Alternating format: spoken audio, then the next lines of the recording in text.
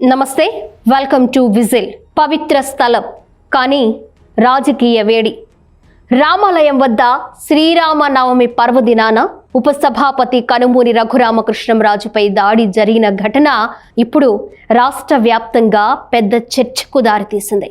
ముఖ్యమంత్రి చంద్రబాబు, ఉప ముఖ్యమంత్రి పవన్ కళ్యాణ్ ఈ దాడిని తీవ్రంగా ఖండించారు. ఇక ఈ దుర్ఘటనపై చలించిపోయిన senior journalist Marthi Subrahmanyam edit page నుంచి ఈ వీడియో లాగ్. ఇది భద్రతా లోపమా లేక ఉద్దేశపూర్వకమా?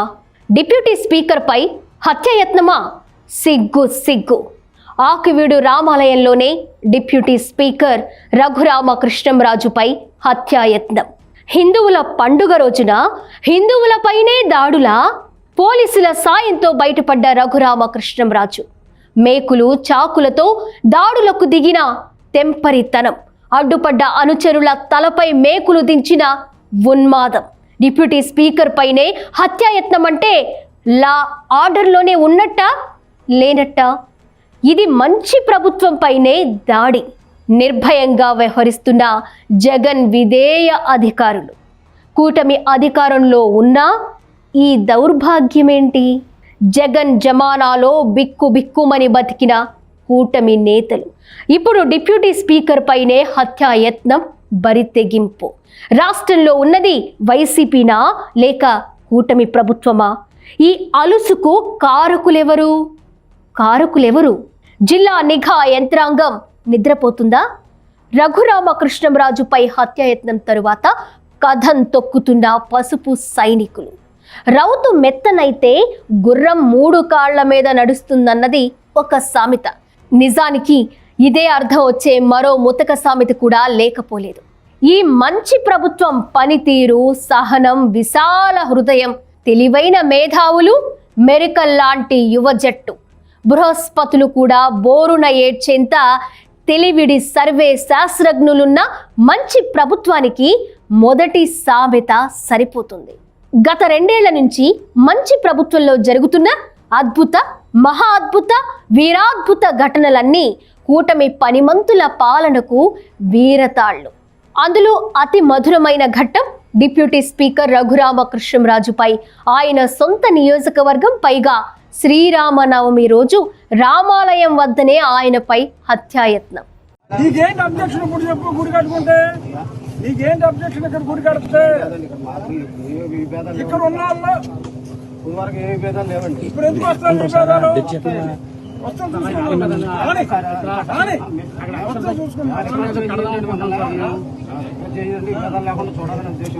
విభేదాలు లేకుండా ఉండాలి. ఇక్కడ ఎంతమంది హిందువులు ఉన్నారు, ఎంతమంది క్రిస్టియన్లు ఉన్నారు? అదే మరి సర్టిఫికేట్ కూడా ఉందండి. ఇక్కడ ఒక్క హిందువు కూడా లేడా? హిందూ లేడండి, అసలు ఒక్క హిందూ లేడు. ఇక్కడ గుడి కడతాం, రామాలయంలో వేసుకోండి మరో 2 వీరతాళ్లు. కూటమి అధికారంలోకి వచ్చిన ఈ 2 ఏళ్లలో జరుగుతున్న వింత, విచిత్ర నిర్ణయాలు, ఘటనలపై సోషల్ మీడియా వేదికగా పసుపు సైనికుల ప్రతిస్పందనలు పాలన తీరును ప్రతిబింబిస్తున్నాయి. తమ ప్రభుత్వానికి కార్యకర్తలు ఇచ్చే మార్కులే ఏ పార్టీకైనా గీటురాయి. ఎందుకంటే 5 ఏళ్ల జగన్ జమానాలో దశాబ్దాల పాటు పదవులు అనుభవించి టీడీపీలో కింద నుంచి పై వరకు 2, 3, 4గా ఉన్న మోతబరులంతా జగన్ సింహగర్జనకు భయపడ్డారు. చివరాఖరుకు జిల్లా అధ్యక్ష పదవులు ఇస్తామని, కేసుల భయంతో మాకొద్దని హైదరాబాద్, బెంగళూరు, చెన్నై, కలుగులో దాక్కుంటే జగన్ పై ప్రాణాలొడ్డి జంగుకు దిగింది ఈ పసుపు సైనికులే. అప్పుడు శాసనసభలో ప్రసంగాలు చేస్తున్న ఇప్పటి మంత్రులు గాని, ఎమ్మెల్యేలు గాని ఎవరూ లేరు, పిడికెడు మంది తప్ప. ఆ అప్రజాస్వామ్య నియంత కాలంలో జగన్ అనే మహా పర్వతాన్ని ఢీకొట్టి ఢిల్లీ వేదికగా వైసీపీ సర్కార్కు కంట్లో నలుసు, కాలికి ముళ్ళులా తొడగొట్టి సవాలు చేసింది ఒకే ఒక్కడు. ఆ ఒక్కడు నాటి ఎంపీ, నేటి డిప్యూటీ స్పీకర్ రఘురామకృష్ణంరాజు. ఇక తన ఉద్యోగ జీవితంలో ఒక సీఎంకు సెల్యూట్ చేయకుండా ఆయనపైనే పదవి విరమణ చేసేంత వరకు న్యాయ పోరాటం చేసిన పోలీస్ అధికారి ఏబి వెంకటేశ్వరరావు. ఈ ఇద్దరే జగన్ జమానాలో జాయింట్ కిల్లర్స్. వారిద్దరి పోరాటాలే పసుపు సైనికులకు స్ఫూర్తి. ఇది ఎవరు అవునన్నా కాదన్నా నిష్ఠుర నిజం.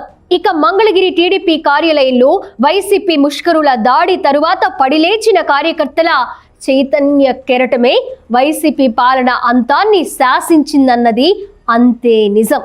ఈ మధ్య కాలంలో జరిగిన పార్టీ కార్యకర్తల అక్రమ అరెస్టులు, నాయకుల హత్యలు, ఆస్తి స్వాధీనాలు, కమ్మవారిపై కక్ష సాధింపు, కాపులపై వేధింపులు వైసీపీ పతనాన్ని శాసించేందుకు మరో ప్రధాన కారణమయ్యాయి. ఆ తర్వాత పార్టీ అధినేత చంద్రబాబు నాయుడు జైలు, లోకేష్ పాదయాత్ర, భువనేశ్వరి నిజం గెలవాలి యాత్ర, చంద్రబాబు జైల్లో ఉండగా కలిసొచ్చి కూటమికి ఊపిరి పోసిన పవన్ కళ్యాణ్ మద్దతు, చంద్రబాబు అరెస్టుకు నిరసనగా హైదరాబాద్, విదేశాల్లో జరిగిన వెల్లువెత్తిన ఆగ్రహ జ్వాలల పరిణామాలు కూటమి అధికారంలోకి వచ్చేందుకు కారణమయ్యాయన్నది మనం మనుషులం అన్నంత నిజం. అంతే తప్ప వీరెవరి కష్టం లేకుండా, ఎవరి త్యాగాలు లేకుండా కూటమి గద్దెకు తామే కారణమని ఎవరైనా భావిస్తే మాత్రం అది అమాయకత్వమే అవుతుంది. అంటే కార్యకర్తల కష్టం లేకుండా కూటమికి గద్దె దక్కేది కాదన్నది సుస్పష్టం. మరి అలా పోరాడి తెచ్చుకున్న ప్రభుత్వాన్ని ఎంత పదిలంగా చూసుకోవాలి? మళ్ళీ పాత పాలకుడు రాకుండా ఎంత జాగ్రత్త పడాలి? పరాధీనం పాలు కాకుండా ఎంత జాగ్రత్తగా పనిచేయాలి? వీటన్నిటికీ భిన్నంగా పాలనను పరాయి పాలు చేస్తారా? కార్యకర్తల మనోభావాలను ఇంకెంత గౌరవంగా పరిగణలోకి తీసుకోవాలి? కార్యకర్తలకు కన్నీరు తెప్పించిన నాటి కారకులపై ఎంత వేగంగా చర్యల కొరడా ఝుళిపించాలి? చర్యల సంగతి దేవుడెరుగు. జగన్ జమానా నాటి సాహసికులపైనే హత్యాయత్నం జరిగితే ఈ మంచి ప్రభుత్వం పనితీరును ఏ పేరుతో పిలవాలి?